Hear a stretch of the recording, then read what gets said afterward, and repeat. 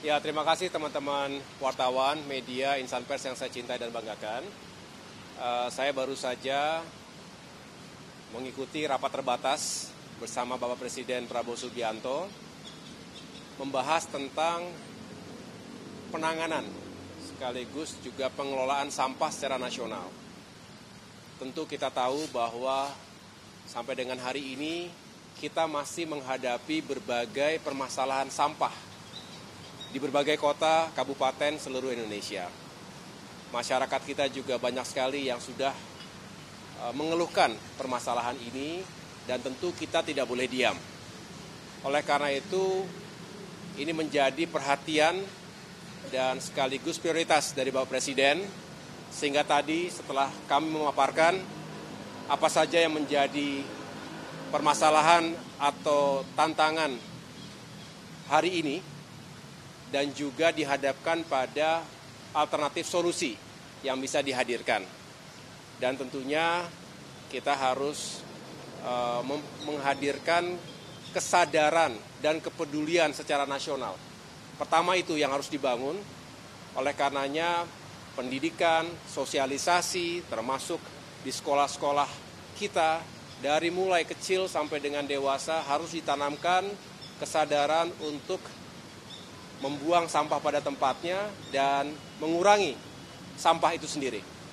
Nah, yang kedua tentu kita harus mencari solusi dari kondisi hari ini yang kita tahu di sana-sini sudah terjadi penumpukan sampah. Contohnya Bantar Gebang yang sudah menggunung. Belum lagi tempat-tempat lain yang seringkali bukan hanya menimbulkan polusi tanah maupun udara dan juga mengganggu kesehatan, mencemarkan lingkungan, tapi juga menyebabkan bencana. Nah, ini semua harus kita cegah dan kita hentikan. Disinilah harus hadir beberapa terobosan, termasuk penggunaan teknologi dan infrastruktur yang fokus pada penanganan sampah dari hulu hingga hilir. Dari mulai sumbernya, rumah tangga, industri, sentra-sentra komersial, dan semua yang memproduksi sampah. Contoh, di berbagai kota metropolitan, Jakarta misalnya yang setiap harinya memproduksi 7.000 hingga 8.000 ton sampah, ini harus bisa ditangani dengan baik. Di kota-kota besar lainnya juga demikian.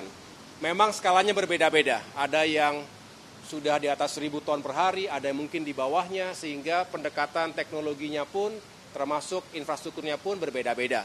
Tetapi kita ingin pastikan di TPST, tempat pembuangan sampah terpadu, sampai dengan nanti di TPA, tempat pemrosesan akhir, di mana sampah diharapkan bisa dihancurkan, kemudian juga sebagian bisa ditimbun, tetapi selebihnya benar-benar kita fokus pada recycle, dikembalikan kepada produser untuk bisa diproduksi komoditas tertentu, tapi juga pembakaran tadi bisa kemudian diubah menjadi listrik.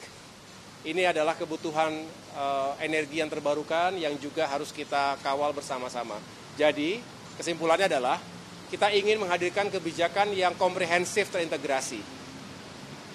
Yang menjadi ujung tombak sebetulnya para pemerintah daerah, tetapi pemerintah pusat akan hadir dengan kebijakan dan bersama-sama. Inilah mengapa Bapak Presiden tadi memerintahkan saya untuk menyusun satuan tugas percepatan terkait dengan infrastruktur dan segala elemen pengelolaan dan penanganan sampah secara nasional. Kita hadirkan gerakan nasional Indonesia bersih dari sampah. Dan segala hal yang saya anggap penting, tadi juga menjadi perhatian Bapak Presiden, sekali lagi bukan hanya infrastrukturnya, bukan hanya teknologinya, tetapi bagaimana kesadaran masyarakat ini bisa terus kita bangun bersama-sama. Demikian yang dapat saya sampaikan.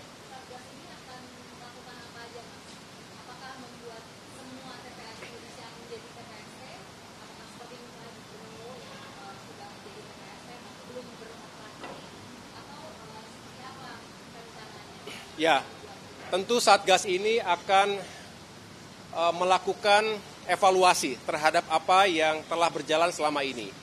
Ada Perpres nomor 35 tahun 2018, artinya sudah berjalan sekitar 7 tahun. Ditetapkan ada 12 kota di Indonesia yang harus fokus pada pengolahan sampah, bahkan diharapkan bisa mengkonversi sampah menjadi energi. Nah, kita tahu belum semuanya berjalan, bahkan bisa dikatakan baru 2 kota, Surabaya, di Benowo itu, dan di Solo, Surakarta. Tempat lain masih ada tantangan di sana-sini. Disinilah kita ingin mengevaluasi mana saja yang perlu dicarikan solusinya. Nah, nanti terkait dengan pengolahan di TPA, kita harus pastikan, karena sekali lagi setiap daerah, setiap kota itu beda-beda skalanya. Nah, kita ingin pendekatannya adalah seefektif mungkin. Tidak boleh parsial sehingga justru tidak tepat sasaran, kurang efisien, dan akan berkepanjangan. Kita harus hadirkan yang berkelanjutan betul. Dan ini yang akan kami garap, dan tentunya kita juga akan bekerja sama dengan berbagai kementerian lembaga lainnya. Perlu penganggaran, perlu eksekusi yang baik, dan koordinasi dengan pemerintah daerah menjadi suatu keharusan.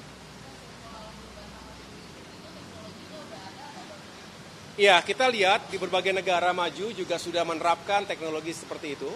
Dan di Indonesia sendiri ada beberapa yang menurut saya perlu kita pelajari lebih lanjut, tetapi kita ingin yang advance, yang sekali lagi efektif, bisa benar-benar secara signifikan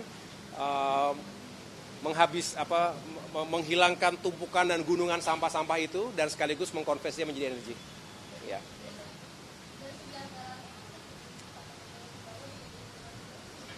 Ya, anggaran harus kita hitung dengan baik. Ya, ini adalah pertemuan awal, dalam arti tentu akan diikuti dengan penelaahan lebih lanjut. Saya tadi juga ketemu dengan Menteri Keuangan di dalam, dan beliau juga tentunya bersedia ingin menjadi bagian dari solusi juga. Tentu kami akan duduk bareng dan membahas ini secara lebih detail, karena ya kita harus memaksimalkan ataupun meyakinkan anggaran tersebut benar-benar sesuai dengan kebutuhan yang kita butuhkan sekarang.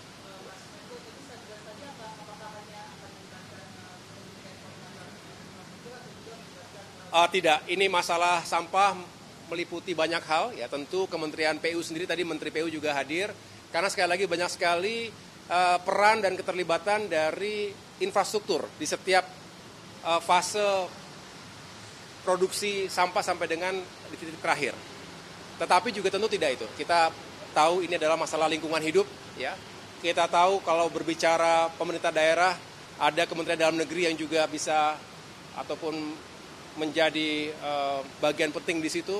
Kementerian Keuangan, kita harapkan bisa memberikan dukungan anggarannya, termasuk juga kita membuka potensi skema kerjasama dengan swasta, dan apapun atau siapapun yang akan kita libatkan, tentunya diharapkan bisa menjadi satu tim yang kuat, satgas yang kuat untuk menyelesaikan masalah ini. Segera kita akan susun dulu, ya. Yang jelas tadi baru mendapatkan direktif, dan pada akhirnya nanti akan diputuskan dan akan berjalan. Nanti kita jelaskan lagi.